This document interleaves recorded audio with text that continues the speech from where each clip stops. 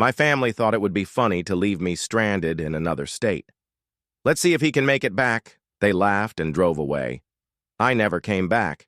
15 years later, they found me. 107 missed calls that summer. Turned 22. It was supposed to be like any other, working at my dad's hardware store for pay, living at home because college wasn't practical, according to Frank, my father, and being the eternal punching bag for my golden child brother, Mark. We weren't poor exactly, but we sure as hell weren't the type who took vacations to Disney. So, when Frank announced we were taking a family road trip to my Uncle David's wedding in Colorado, I should have known something was up. 3 days into that nightmare road trip, I was already regretting not making up some excuse to stay home. My dad, Frank, and Mark had been taking turns with their favorite game, making Leo's life hell. Mom, Clara, would occasionally say, "That's enough," in that weak voice of hers, but we all knew it was just for show. Look, I need to explain about my family. Frank wasn't just your standard dad. He was the type who'd wake you up at 3 a.m. to yell about a chore you forgot, who'd throw away your stuff if it was in his way, who'd been telling me I was worthless since I could understand words. Mark learned quick. Either be dad's mini-me or become like me. Guess which path he chose? That morning we stopped at some nowhere rest area in Colorado, middle of absolutely nothing for miles. Just fields, mountains in the distance, and a sad little bathroom building with vending machines. I'd been sleeping in the back of our Suburban and needed to stretch my legs, use the bathroom. Dad and Mark were laughing about something while Mom was checking her makeup in the visor mirror. I remember exactly what I was wearing. Faded band t-shirt, jeans with a hole in one knee, and these beat-up sneakers I'd had forever. I didn't take my phone because it was charging in the car. Didn't take my wallet because, why would I? We were in the middle of nowhere, and I was just taking a leak. 10 minutes. That's how long I was in that bathroom. Maybe less. When I walked out, squinting in the Colorado sunshine, the parking spot was empty. Our dark green Suburban was gone. At first, I thought they'd moved it, playing some stupid prank.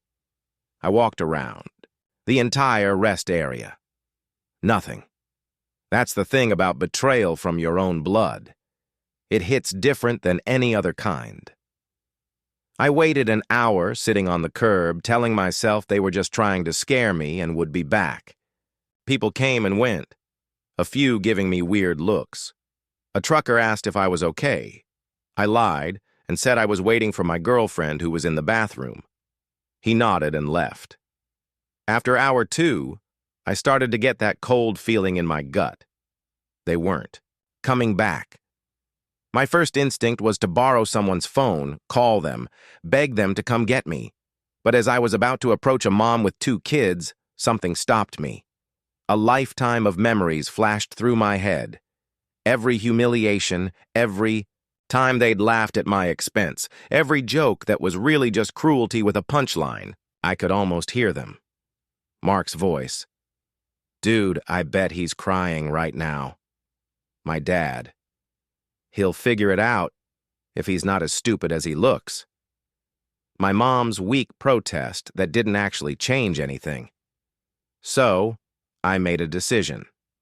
I approached that Mom and asked to use her phone, but I didn't call my family. I called information and got the number for the nearest shelter in Grand Junction, about 40 miles away. Then I asked her if she could possibly give me a ride into town. Told her. My family had an emergency and had to leave, but were sending someone for me later. She hesitated, but I must have looked harmless enough because she agreed.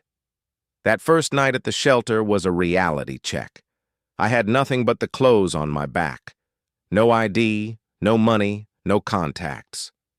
The shelter guy, Sam, let me use their computer to look up my uncle's address from the wedding invitation I'd seen. I thought maybe I could get to the wedding, find my family there.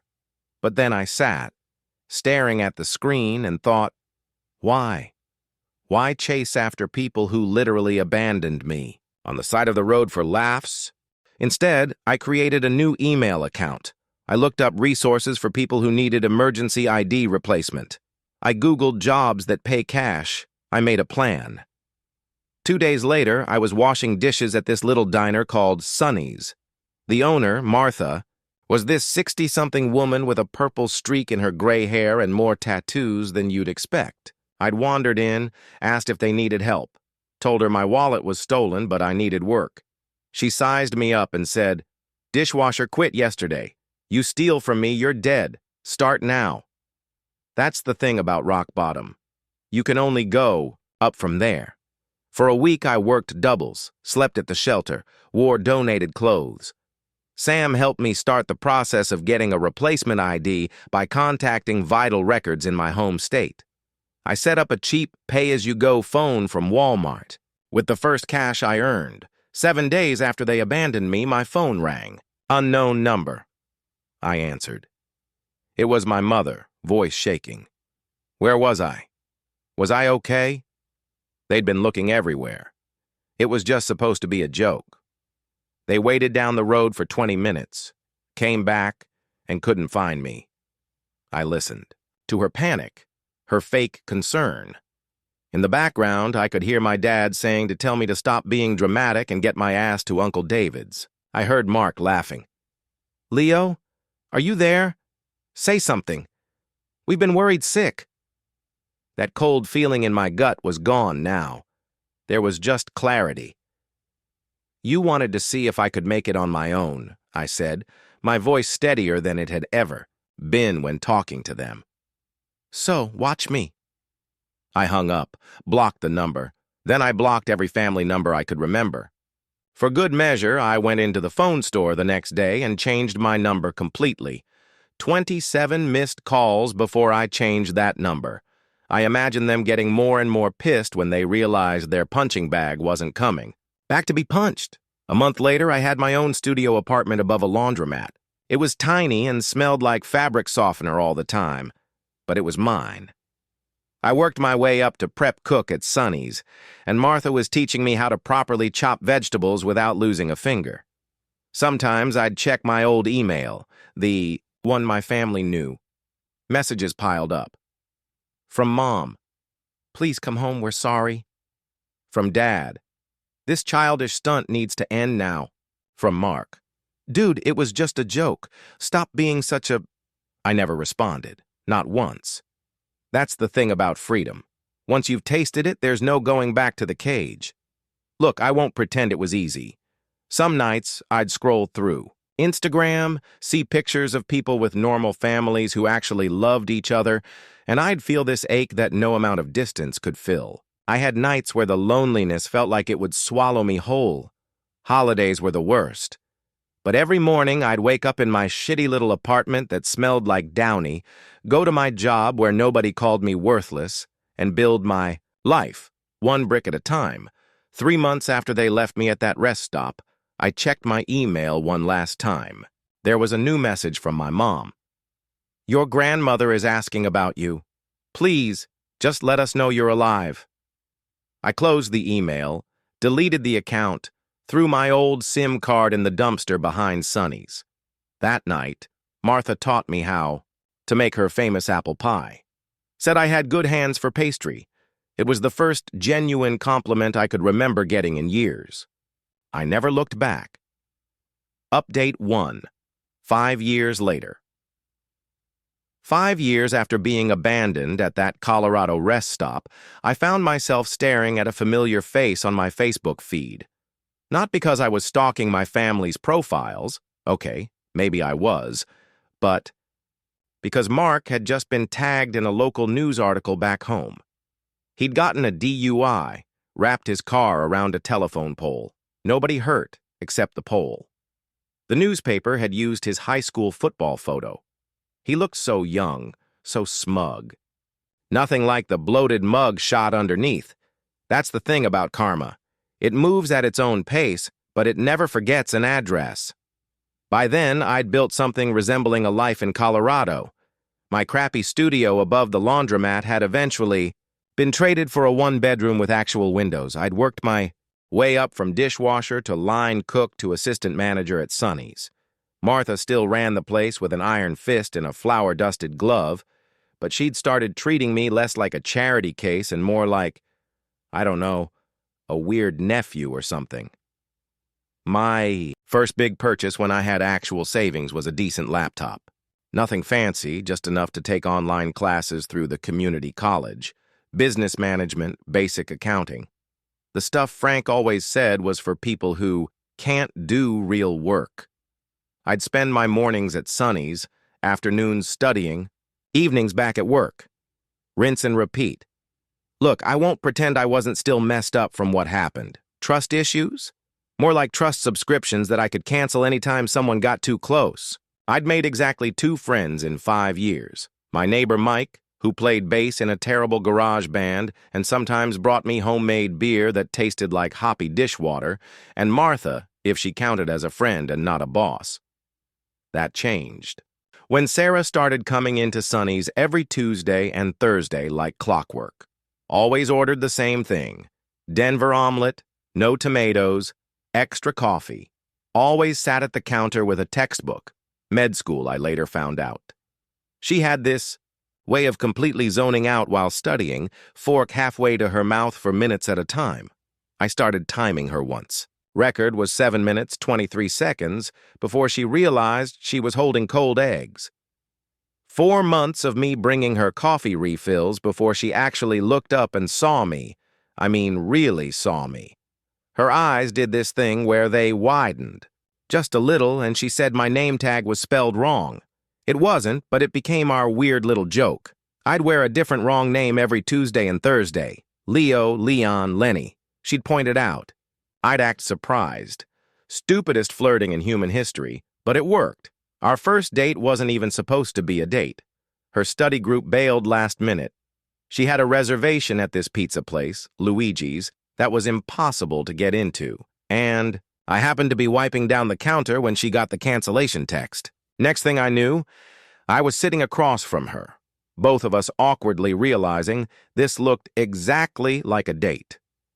6 months later, she moved into my apartment. A year after that, we got a slightly bigger place together. Nothing fancy, just a 2-bedroom with a bathroom where the toilet didn't run constantly and neighbors who didn't practice bass solos at 2 a.m. Meanwhile, I kept tabs on my family through fake accounts. Not proud of it, but there it is. Dad's hardware store started struggling after the big box store opened on the edge of town. Saw him ranting about it on community Facebook pages, posts getting increasingly desperate and bitter. Mom's social media became this weird shrine to family, constant throwback pictures of us all smiling, posts about missing her boys, plural, which was rich. She'd tag Mark but never mention me like I'd been erased. Mark bounced from job to job, lots of vague booking about haters and new opportunities, the classic social media smokescreen of someone whose life is circling the drain. 3 years in, Martha took me aside during inventory and told me she was thinking about opening a second location of Sonny's on the other side of town. Asked if I'd be interested in running it. Not owning running. Important distinction. I didn't sleep that night. Kept thinking it was some kind of test or joke. People like me didn't get opportunities like that. Frank had made sure I understood. That much. That's the thing about poisonous beliefs. They stay in your system long after you've escaped the snake. But I said yes, because Sarah, half asleep beside me, mumbled that I'd be stupid not to. Because Mike, through a haze of weed smoke when I mentioned it, said, "Duh, you practically run the original place already." Because Martha wasn't Frank, wasn't my family, and had never once made me feel like I was worthless. Sonny's East opened 6 months later. Smaller than the original, different menu, my menu. I worked 90-hour weeks that first year, lost 10 pounds I couldn't afford to lose, fought with Sarah about never being home, came home to passive-aggressive Post-its on the fridge more than once. But it worked. People came. People came back. The food was good, the vibe was good. We weren't getting rich, but we were making it. 4 years after being abandoned, I made enough to help Sarah with her med school loans. Not all of them. Those things are monstrous. But enough to make a dent.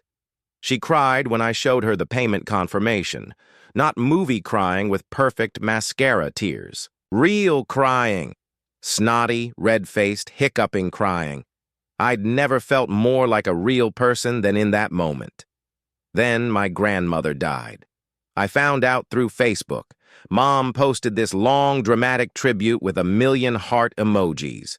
Grandma Grace had been the only one in the family who ever stood up to Frank, the only one who seemed to see me. She used to slip me $50 bills when no one was looking, tell me to save it for my escape. I think she meant college.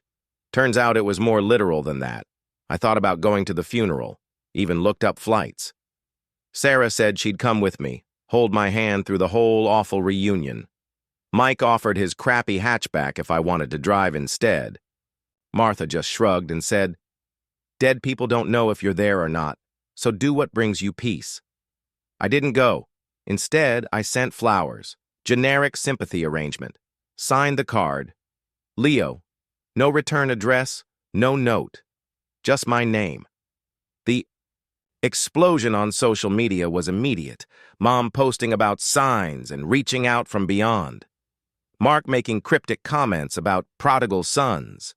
Frank saying nothing publicly, but I could imagine the storm behind closed doors. A week later, I got a friend request from a profile I didn't recognize. Some random name, no posts, no friends. I almost deleted it until I saw the message, L. "It's Uncle David. Your mom gave me your old email, but it bounced back. Are you okay? We've been worried. Your dad has been asking around about you."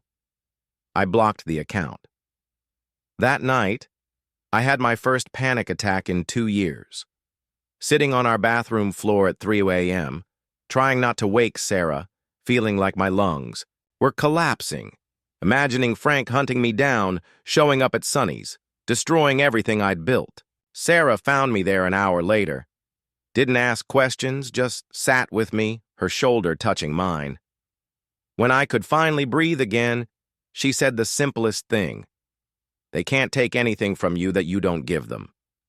The next morning, I called a lawyer, got advice on restraining orders just in case, tightened privacy settings on everything, asked Martha to alert staff not to give out information about me to anyone. Practical steps. Control what you can control. 5 years to the day after being abandoned, I married Sarah. Small ceremony at a state park. Mike was my best man. Martha made the cake and cried through the whole thing, mascara running down her wrinkled cheeks. Sarah's large, loud family adopted me instantly. Her dad making dad jokes that somehow didn't make me flinch, her mom hugging me without setting off alarm bells in my head. That's the thing about family. Sometimes it finds you when you've stopped looking. A week after the wedding, scrolling through my dummy account late at night, I saw it. A post from Frank on a community page. Looking for information on my son, Leo.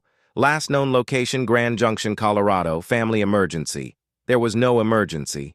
I knew that much. What I didn't know was why, after 5 years of nothing, they were suddenly looking for me. So I dug deeper. Created another fake account. Joined the community groups from my hometown. Pieced it together, bit by bit. The hardware store had closed. Their house was in foreclosure.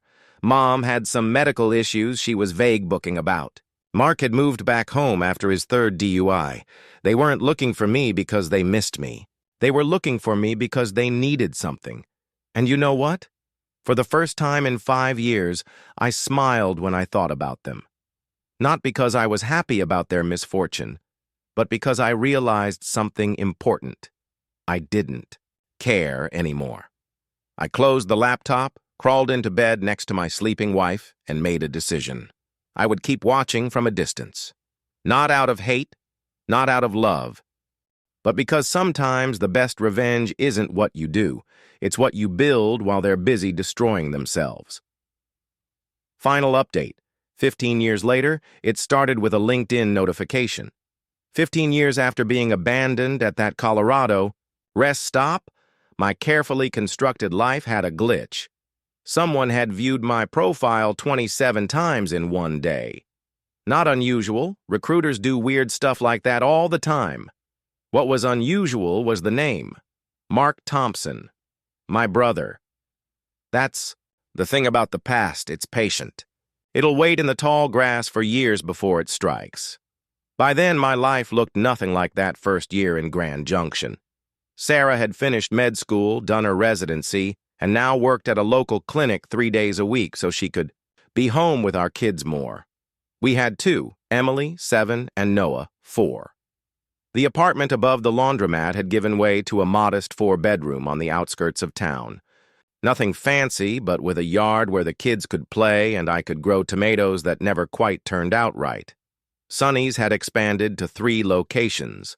Still not some massive franchise or anything, but enough that I didn't have to work the line anymore, except when someone called in sick. Martha had semi-retired 2 years earlier, though she still showed up unannounced to criticize the way we made her pie crust recipe. I'd made peace with my past, or so I thought. I still kept tabs on the family from a distance, but the constant checking had faded to maybe once every few months. Last I knew, Frank and Clara had moved to a smaller place after losing the house. Mark had gotten married, divorced, then married again. They'd all seemingly moved on with their lives, as I had with mine. The LinkedIn thing rattled me, though. 15 years of silence, and now this. I mentioned it to Sarah as we were doing our regular Sunday night thing, folding laundry while half watching whatever Netflix show we were currently behind on. She paused, a mismatched sock in each hand, and asked if I was okay. I nodded, because what else could I say?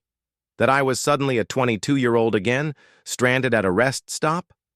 That I could feel Frank's voice in my head calling me worthless? 3 days later, I was at Sonny's East, the original second location, helping with inventory, because our supplier had sent the wrong kind of coffee filters again. Maya, at the front, called back that there was some family asking for me. My first thought was Sarah's parents, who sometimes surprised us when they were passing through. I headed out front, mental gears already shifting to how to convince them to stay for dinner. It wasn't Sarah's family. Frank looked older, grayer, his formerly imposing frame somehow shrunken. Clara's face had that pinched look that comes from years of worry. Her hair dyed an unnatural shade of brown. And Mark. Mark looked like Frank had at 40. Same stance. Same way of taking up space. There was a woman with them I didn't recognize. Young, maybe early 20s, hanging back like she wasn't sure she belonged in this moment. Nobody spoke. The lunch rush noise seemed to fade away until all I could hear was my own heartbeat thudding in my ears. Frank broke first, said my name like a question. I nodded because my voice had apparently gone on vacation. Look, I'd imagined this moment 1,000 different ways over 15 years. In some versions, I told them off spectacularly. In others, I was cool and distant, unbothered by their existence. In a few embarrassing late-night scenarios, we even had tearful reconciliation. Reality is always messier than imagination. I gestured to an empty table in the corner, told Maya to bring waters, sat down across from the people who had once been my family, and waited. They'd found me through that magazine article, Rocky Mountain Rising, 10 Local Success Stories. It wasn't even a big feature, just a sidebar with a photo of me in front of Sonny's original location. But apparently one of Mom's friends from high school had moved to Colorado, seen it, and sent it to her with an "Isn't this your son?" message. 107 missed calls. That's how many they'd made to my old number over the years before it was disconnected. Mom had kept count. She mentioned this like it was supposed to mean something. They talked over each other. Mom about how worried they'd been. Frank about how I'd misunderstood what happened that day. Mark awkwardly trying to act like we were old buddies catching up. The young woman, Mark's second wife, Chloe, it turned out, just watched me with curious eyes. I let them talk. Watched them spin their version of reality where they weren't the villains. Noticed how Frank kept eyeing the restaurant, mentally calculating what it might be worth. Saw how Mom's hand trembled slightly when she reached for her water. Caught Mark's practiced charm slipping whenever he thought I wasn't looking directly at him. Finally, when they ran out of steam, I asked the only question that mattered. Why now? That's when the real story came out, in bits and pieces between awkward silences. Frank had medical bills, heart problems, no insurance. The second house was being foreclosed on, too. Mark's business venture, something vague involving cryptocurrency, had failed spectacularly. Mom needed knee surgery she couldn't afford. They weren't there for reconciliation. They were there for money. I should have been angry. Should have thrown them out. Instead, I felt something unexpected. Pity. They looked so small, so desperate. These giants who had once controlled my whole world were just flawed, broken people. I invited them to dinner at my house that night.